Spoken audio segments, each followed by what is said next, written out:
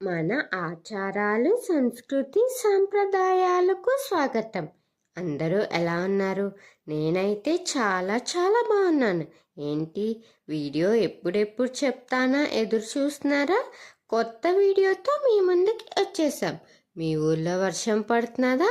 మా ఊర్లో పడుతున్నది. ఈ వర్షంలో వేడి వేడి పకోడీ తిన్నారో లేదో నాకు కామెంట్ రూపంలో తెలియజేయండి. ఈ వీడియోలో మనం తెలుసుకోబోతున్నది మహాలయ పక్షాలు.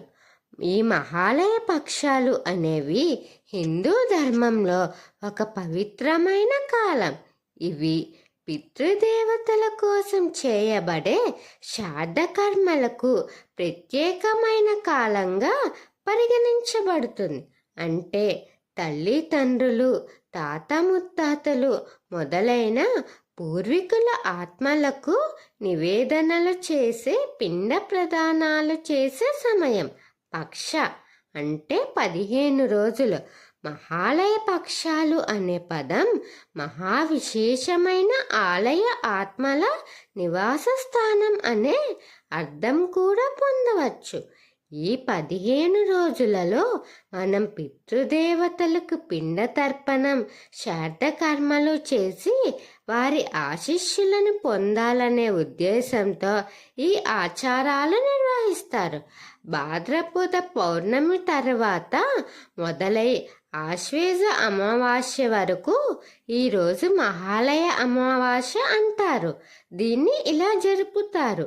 ఇది సెప్టెంబర్, అక్టోబర్ మధ్య జరుగుతుంది. ఇవి పితృదేవతల ఆశీర్వాదం పొందేందుకు, వారి ఆత్మలకు శాంతి చేకూరేందుకు, వంశ పరంపరకు మంచి జరగాలనే ఆశయంతో పుణ్యఫలాలను సంపాదించేందుకు. పితృదేవతలు మరణించిన వారు, తండ్రి, తాత మొదలైన వారు ఉన్నవారి సంతానాలు, పురుషులు ఎక్కువగా ఈ కర్మలు నిర్వహిస్తారు.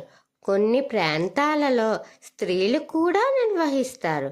పక్షాల సమయంలో శుభకార్యాలు, పెళ్ళి, గృహప్రవేశం వంటివి చేయరాదు.